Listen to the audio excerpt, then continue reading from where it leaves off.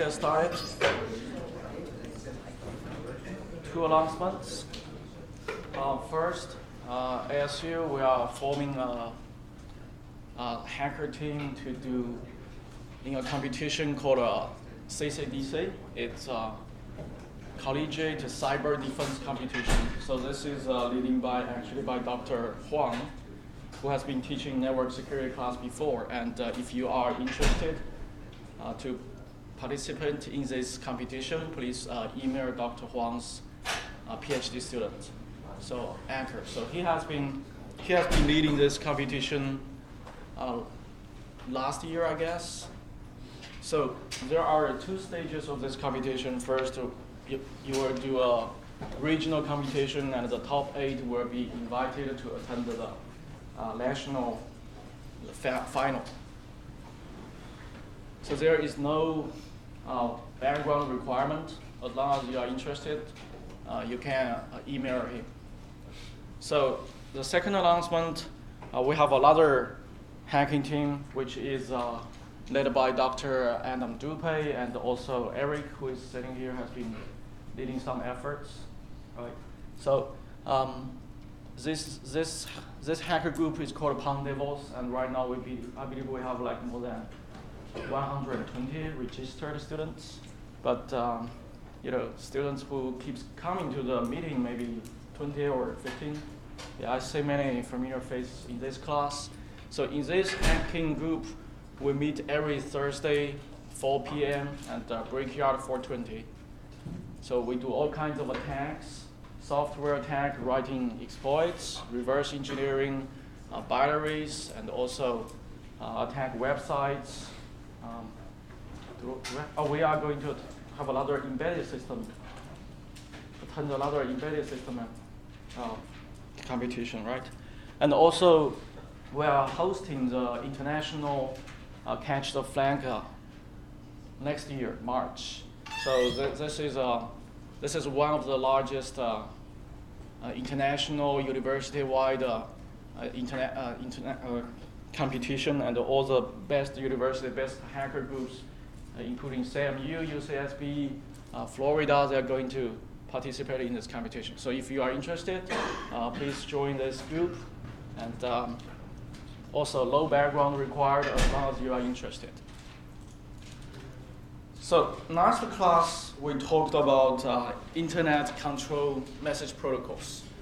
We discussed several applications of it, like ping, like traceroute, and also we talked about how it could be exploited. So some of the vulnerabilities is not really in the protocol itself, it's actually on the implementation side, on the host or routers of those protocols. So in this class, we're going to talk about internet protocol, IP, and how to exploit IP. So we know that the internet protocol was designed in late 70s and early 80s. So it was started as part of a DARPA project. So at the beginning, it's a very, very small network, only several hosts. And all the hosts, all the computers, they are known. There is no unknown computers, and even the users who are using the computers, they are known. So they were trying just to collect those computers or intercollect those computers. So no one was thinking about security at that time. That's why there are many security flaws in IP. First, there is no encryption to protect the payload. So different from ICMP, usually we don't have user payload. The IP is designed to transmit user data. So the user data could have some very sensitive information, your password, your bank account, your social security number. So a lot of sensitive information. But at the IP layer, the IP protocol itself, there is no encryption. They were not thinking about protecting the integrity and confidentiality of the payload. And also, there is no host authentication. So any host, when they send out an IP packet, when they construct that IP packet, they can put whatever IP source address there as they want. So it can be used for spoofing. And also, we discussed before, because there are some restrictions on the physical networks, they are not capable of sending out very large frames. So you have to split large IP frames into fragments. And the fragmentation mechanism can also be exploited. So we will discuss that in a moment. So first, let's look at how the IP source spoofing could work.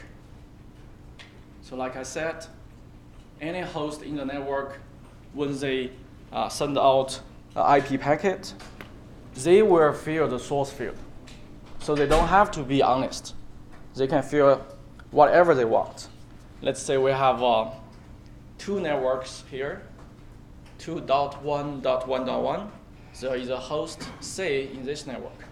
And this network is connected to the internet and connected to another private network, 1.1.1.3, which is a server, and two other hosts.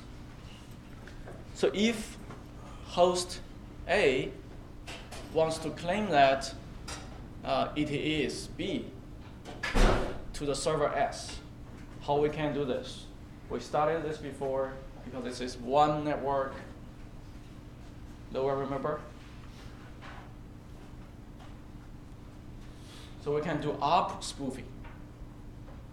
So A can send out up spoofing messages to persuade S that it has host B's MAC address. So in that case, A would get full access as B. So A can send out messages to server S and can also receive messages from server S. However, up spoofing will not work beyond the routers, beyond its own network. So at the network layer, we can also do IP source spoofing. So if host C wants to claim it is B to the server S, what it does is it will send the IP packets from its own network to the internet and eventually to server S. But that packet has the destination address of the S IP address. But it has the source IP address as host B's IP address. So imagine when the server S gets this IP package from C, and it wants to reply back to C, it will use B's IP address as the destination address. So in this case, even though host C can send a message to S as host B, it cannot really get the response message. But still, this can be used to do a lot of damage. I use one example to show you how this still can be very serious.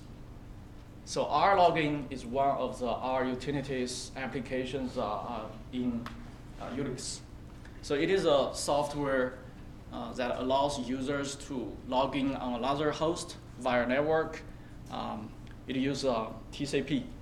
So let's say we have a host A and Alice, who is a legit user in this case. She has an account on host A, which means she has the username and password to log in host A. So if Alice wants to log into host A on another computer like host B, host A could be Alice's workstation in office, and host B could be her computer at home. So if Alice wants to do this, Alice can use the R logging application. So what Alice does is she will do a R logging, the username Alice at this host, and then host A will request Alice's password. The Alice will input her password to get the remote access to host A. The Alice can issue all kinds of commands. However, every time Alice tries to collect to host A, she has to input the password. And the developers behind this R logging, they think, oh, this is too complicated. I want to reduce the password inputting process. So what they did is they come up with a IP address-based authentication. So Alice, who still is a legit user here on host A, she will first create a file called the remote hosts and put the host B's IP address or host B's name in this file. And every line in this file is one IP address or host name. And every host name in this file is trusted by host A. So when Alice goes home and try to remotely log into host A, she will only do R logging Alice and host A without typing her password.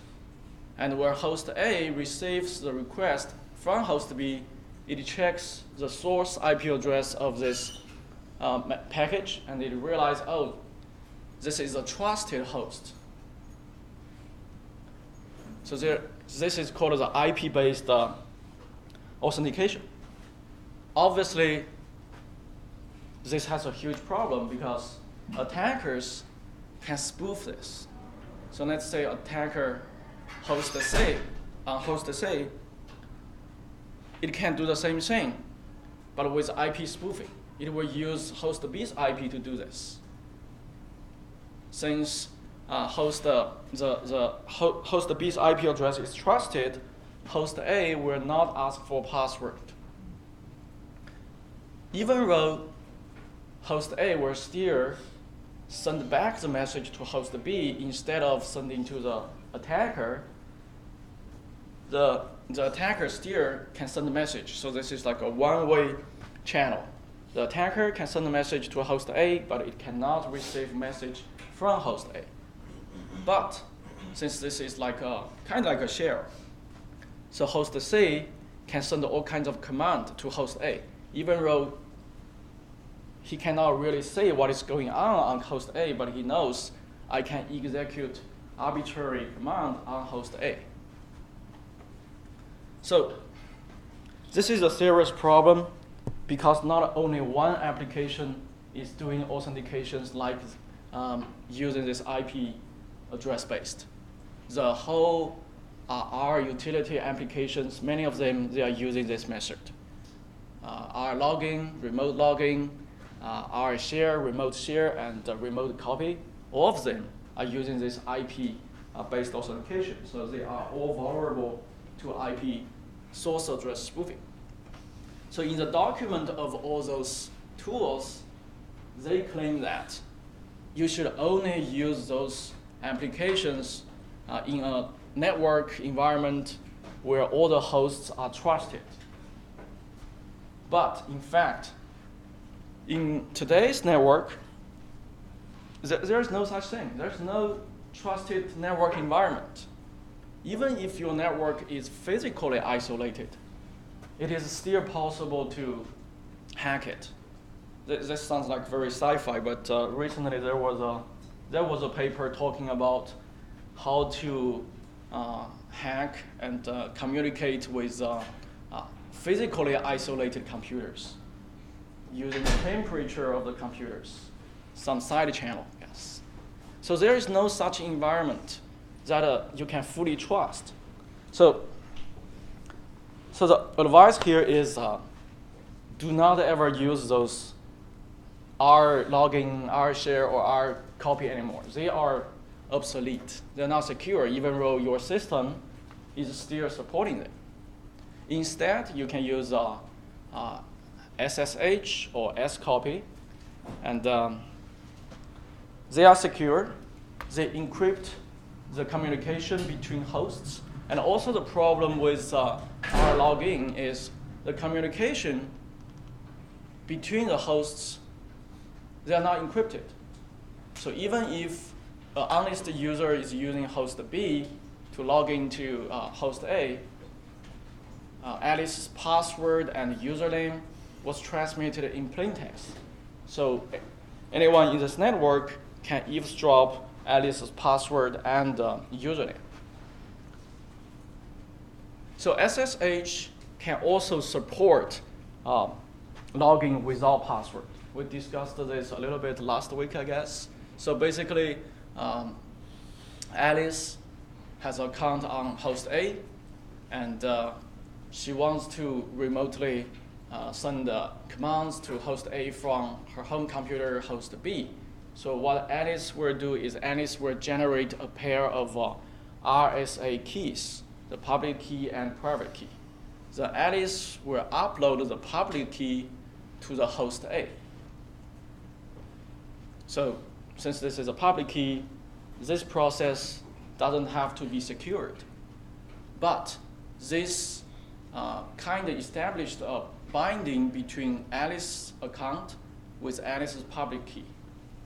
So then, when Alice wants to log in host A from host B, host A will first send some kind of a random number, and host B will encrypt this random number with Alice's private key, which is only available on this machine. So Alice should never copy this private key to any other computers. If she wants to use another computer to log into host A, she should generate another pair of keys and send the public key to host A. Then host A can decrypt this message, the encrypted random number, with the public key of Alice, and verify if it matches with the original random number it sent in the first place. So if they match, which means host B does have Alice's private key. And in this case, Alice can send out commands to host A without actually typing her password of host A. And the whole process, all the future communications in SSH, they are encrypted. So in this case, an attacker cannot impersonate Alice because the attacker doesn't have Alice's private key. There are other ways to defend IP spoofing. I will talk about three approaches. The first one is called packet filtering. So imagine what your router does when it receives the packet. The router will check the source destination IP address. It never checks the destination IP address. It never checks the source IP address. But the source IP address is the part that can be spoofed, not the destination IP address. So if we can net the routers or the gateway to do something extra to verify that the source IP address is somehow valid, we can defend this kind of IP spoofing attack. So in this case, how we do this? So we have a gateway, and this is our corporation network, and this is our outside network. So every packet sent from the outside to the corporation network, the gateway will not only check the destination to forward it, but also check the source IP. If the source IP of this packet is actually some valid outside IP, then our gateway will let it through. But if the packet has a source IP of our inside corporation IP, it doesn't make sense. It means someone is trying to spoofing a host in our corporation network. So in this case, the gateway will simply block that, drop that IP. And we can do this in the other direction as well. So if a IP package originated from our corporation has a source IP of our corporation IP, then the gateway will let it through. It means some host in our corporation is trying to talk to the outside world. However, if a package with the outside source IP is sent from our corporation to the outside, which means some host in our network is malicious, or that host is compromised and it is trying to spoof some host outside the world. So our gateway can also block that to help protecting spoofing attacks against external machines. However, this solution is not perfect. Do you see any problem with this solution? What if you get a valid outside source IP? What do you mean? If it's checking valid outside source IPs, what if like an attacker sort of got a hold of one of those IPs? Yes, so you're talking about the attacker is still doing some spoofing, but he is not spoofing the corporate. Yes, that's possible. So this solution cannot solve that. And if we flip that, another way, the same thing. If an inside host is trying to spoofing another inside host, this one cannot detect that. Because the reason is the defense mechanism here is deployed at the boundary of our network. So it can only check the packages that goes through the boundary. So as this one, we cannot detect that. So another way to defend IP spoofing is using some upper layer protocols. So IP protocol itself is a collectionness, is a stateless. But the upper layer protocols, they can be more powerful.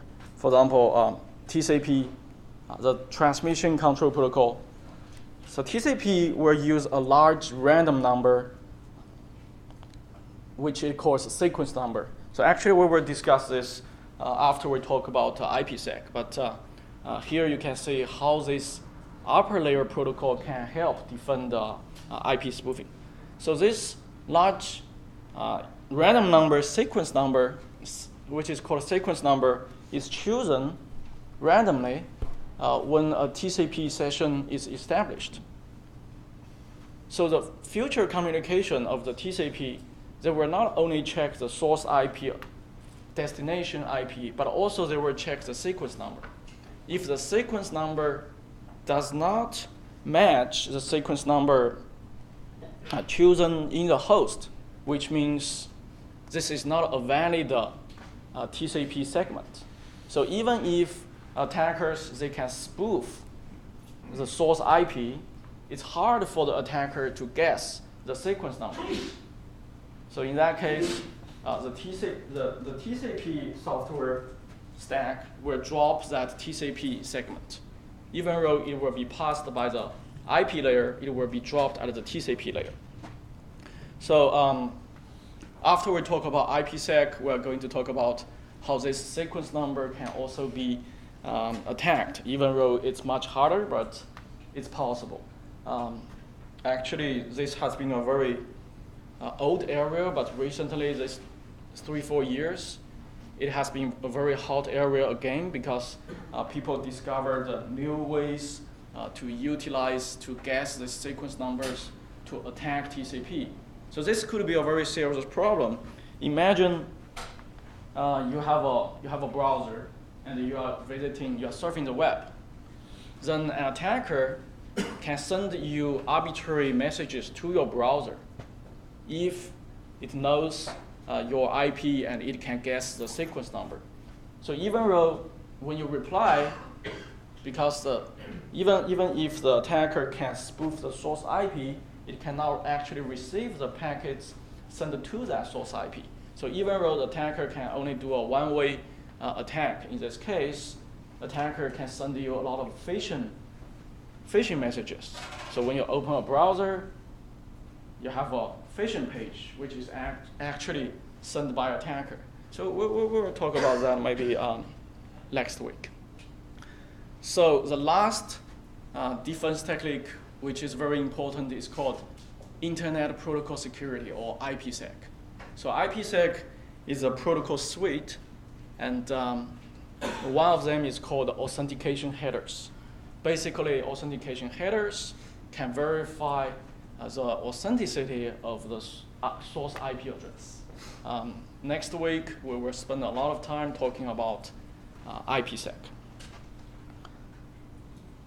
So the next way to exploit IP protocol is to exploit the IP fragmentation mechanism.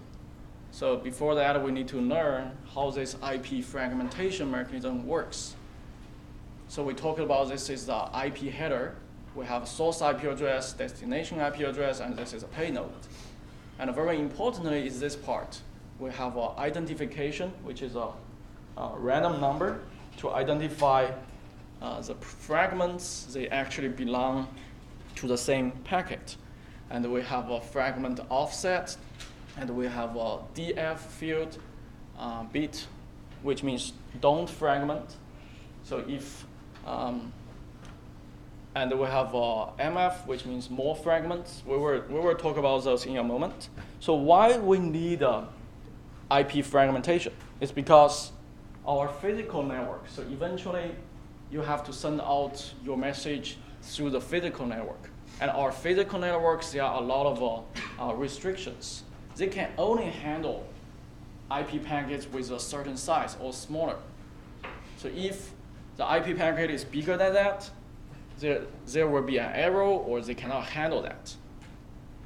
For example, the Ethernet we are using, the largest IP payload we can use is 1,500 bytes.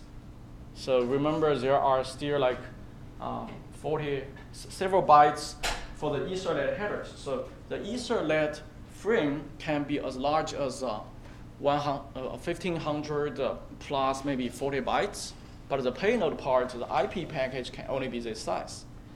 And other physical networks, they have different maximum transmission unit. For example, the fiber network, they have more than 4,000 bytes as a MTU. So if your IP packet is larger than the physical MTU, which means your network card or the router may break this package into smaller pieces. And those small pieces are called IP fragments. And those fragments are still IP packets, which means when we break it, we will add another IP header in front of it. In this case, we have a big IP payload, IP packet. Why this can be bigger than the MTU? Because in the IP header, we have a field specifying how big is this IP packet. And if you remember, the largest IP packet could be 64 KB, so which is much larger than this. This is just 1 KB. So the frame could be much smaller than the diagram. And why this could happen in your network card and also router? Because when your computer, your host, tries to talk with another host via the internet, it may go through all kinds of physical networks.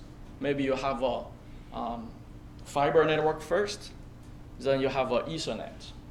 So maybe your host A, the network adapter, will first break it to match the fiber network MTU, but when it reaches this router and the router tries to send it to host B, it finds that MTU is still too big, so we need to further split that.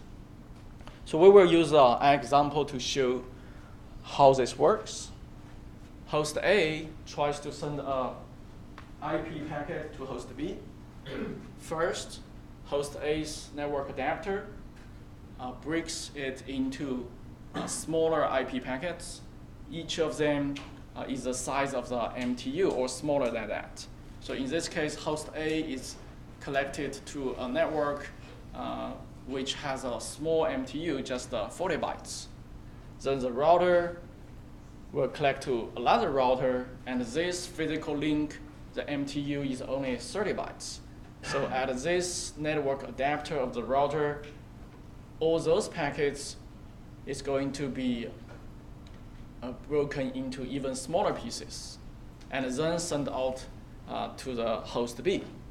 So when host B receives all those packets, it will try to assemble it and get the original packet. So the routers, they are not going to do this. They are not going to reassemble those packets. They will just split it. And remember that in the IP layer, it's collectionless. So the packets here may arrive host B through different paths. And they may arrive out of order. So host B is going to use the fragmentation offset as the clue to assemble the packets. So we are using this example. We have a ICMP message. We have an IP header with 20 bytes. ICMP, we started this Wednesday, header 8 bytes, and we have some kind of payload, some data, 82 bytes. So the original IP fragment in this case, the size is 110 bytes. So host A is sending it through the physical channel with an MTU of 40 bytes. So how does it split this? First, it will create a diagram, IP diagram 1, and the IP diagram 1 will have IP header of 20 bytes, and another 8 bytes of this is the IP payload part. It will have 20 bytes of the IP payload, which is the ICMP header and the data. Then the second diagram will have the next 20 bytes of data, and eventually the last diagram will have 10 bytes of the data. So the difference here is all the new diagrams, they are also IP diagrams. So there is a IP header before each payload. So we're going to look at how each header is constructed. So the first header, the first diagram. So the first part is what should be the identification number. So I said the identification number is used to identify the original IP packet. So when host B receives all the fragmented IP packet, it will compare the identification number to say, oh, they match, they are the same. So they belong to the same IP packet, so I'm going to assemble them together. So the identification number in this case will be a random number chosen by the host, but it should be consistent for all the headers. Then how big is this new packet? It's only 40 bytes, which is the MTU of the physical network. And the fragment offset for the first one is 0, which means when host B tries to assemble this, I should put this diagram at offset 0. And we are using this more fragment bit to notify host B that there are more fragments coming. You should wait for them before you start assembling them. And the ICMP and data will be in the payload part. So let's try to do this again for diagram 2. So what should be the total length for diagram 2?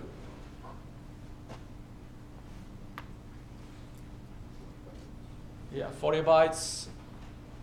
So first we put the identification number there that should be consistent as the previous random number, and the total length is the 40 bytes.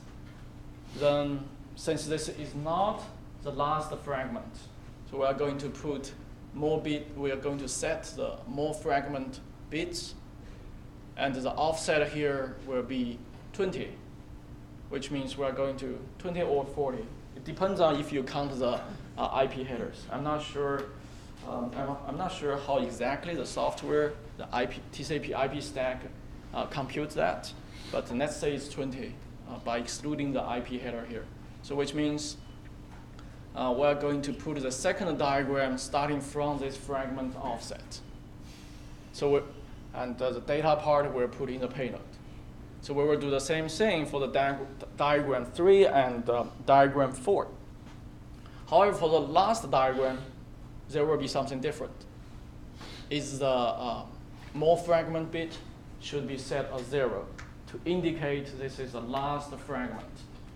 So when host B receive all the fragments, it will check all the offset and check this more fragment bits to assemble them. So this is the first step. This is the host A split this into fragments at its own network adapter. So when those packets arrive at a router, which is connected to another physical network, has even smaller MTU, this router has to split all those packets again. So we'll just use the first packet. So this is the first packet here, which is split by host A, and the router is going to split that again. So the router has to, so in this case, the router doesn't have to generate another random number to indicate which packet this fragment belongs to. It will just reuse this identification number. What it will update, it will split this into 2 more fragments and update the fragment offset and fragment length and also more fragment bit. And also, it will also recalculate the header checksum to make it valid IP packets. So previously, all those steps, the header checksum has to be recalculated to make it valid IP packets. So what kind of vulnerabilities? So now we know how IP fragmentation works, and we know why we need IP fragmentation. How this can be used by attackers to exploit our network. So imagine if our host and our routers, they behave honestly. They were just split the fragments as the specs advise them to split it. However, all the IP packets can be constructed by malicious hosts. They can do whatever they want. So what they can do is they can overlap all the packets, which means the offset of the first packet plus the size of the first packet is actually larger than the second packet's offset. So which means if host B tries to reassemble this, it will get a package, the fragment first, then get another fragment which will overwrite the first fragment. And this is not supposed to happen. This is not in the TCP IP specs. So the early software guys, when they develop their TCP IP protocol stacks, they're just trying to follow the specs. But if the package, they are not really following the specs, it will trigger a lot of software bugs. So there still is some bug vulnerabilities in the TCP IP stack. And this IP fragment overlap problem has caused a lot of hosts to crash. So when they received these malicious fragments, the host will simply crash. So this can be a denial of service attack to the victim. And another software-based problem is imagine host B wants to assemble that. So assemble all those fragments. So host B has to reserve some memory space to copy them to those memory space. And usually the memory space there is a size limit. And if the attacker keeps sending IP fragment which says that this is not complete, this is not end, I have more, and it may trigger a buffer overflow or some kind of memory corruption in the victim. So this is still a software vulnerability on the victim side. And also another thing very similar is called IP fragment incomplete diagram, which means the attacker will just send out IP fragment with more fragments bit 1. So it tells the host there is always more packets to come. And even if there is no software bug, there is no buffer overflow in the TCP IP stack, the attacker can send out another IP collection which do the same thing. So the host has to create a lot of process to handle each IP stream, and that could exhaust the host's resource and cause a denial of service attack on the victim. So IP fragmentation attack can also be defeated using IPsec. So IPsec, there is one protocol called encapsulated security payload, and this protocol can help solve IP fragmentation overlap problem. So starting from next week, we will spend 2 or 3 classes talking about IPsec. So yeah, that's it for today.